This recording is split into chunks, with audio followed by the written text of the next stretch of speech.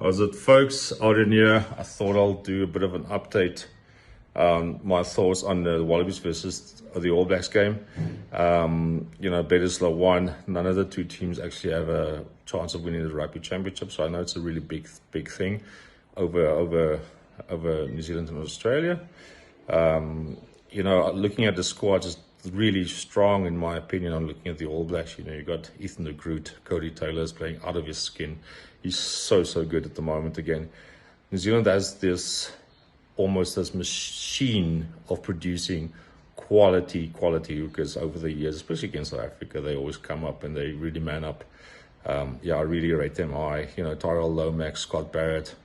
A guy that really impressed me lately was Wallace Atiti. I think he's proper quality. And even, overshadowing Ardie Savea when it comes to busting tackles and really having an impact in the game. But the Lucio really complements each other. Ardie Savea plays a similar type role. And Sam Cane being that defensive machine in the sense of hitting rucks. So many rucks. He's always there. He does all the work that's unseen, but obviously necessary in a game of rugby. I think one thing where New Zealand lacks is definitely at 9. I don't think TJ Perenara is up there. I think at one stage he was probably good. Geez, that sounds harsh, but that's how I feel about it. Cortes Ratima, he's fine. The Cam Roygaard, I think that's his name. He's a proper talent, but he's injured at the moment. He will bring a new dynamic into their game when he's ready to go. Looking forward to him. Again, Caleb Clark back in the mix. Good. One thing, Ricky Ione, I think that he should lift his game.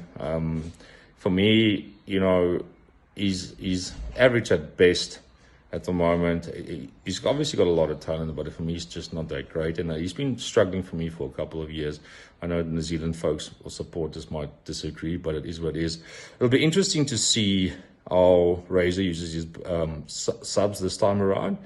Obviously against South Africa, he opted not to really use them effectively. I don't think as a player you can make an impact with 4 minutes on the field. You're hardly warming up, and then you need to, what is the expectation then as a coach? I think, I honestly think it was poor coaching.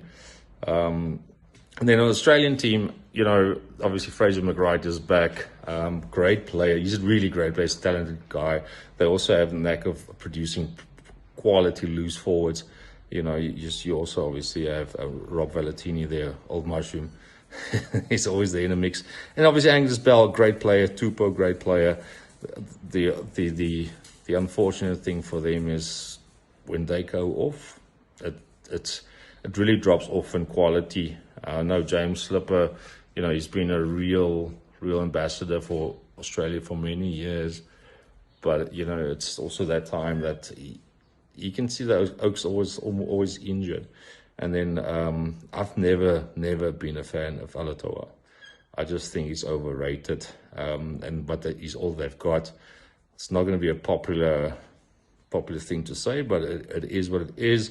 And then for me, like the backs are kind of fine. But the backline, if you look at the Wallabies of old, they usually produce these quality backline players that really can run you really around and make bad decisions based on the quality. If you look at back in the day, the Kurtley Beale, James O'Connor's, especially Kurtley Beale against South Africa, was always so good. And I hated playing against him. Get the ball in fullback and just runs us in our chops. But yeah, it's going to be. I'm really looking forward to watching them more. In all honesty, more than the South Africa versus Argentina game, which like myself and JP said, it's always such a game. But yeah, I think it's going to be good. It's going to be interesting. I do think New Zealand's got way too much arsenal for them to lose, and I think they'll win comfortably. Unfortunately, it's just will Australia pitch up? Will they learn from their 6-7 games this year? Keep it tight. Play percentage rugby. I think that's what they should do. Don't be reckless. Keep the ball. You can't play without the ball. So keep the ball away from the All Blacks, because if you do give them your sword against South Africa, turn over ball, try time. So yeah, I'm going to go, unfortunately, Wallabies. I'm going to go All Blacks by 30. harsh, but it's probably the reality of where they're at. But we still, I think most Africans are still hopeful that they'll come back with a bang sometime. And then I just want to give a shout out to the Springbok ladies team playing tonight at 5. I hope this video is up before then, but yeah, I hope they do well. You know, they did really good against the Barbarians team. So let's see if they can keep that momentum.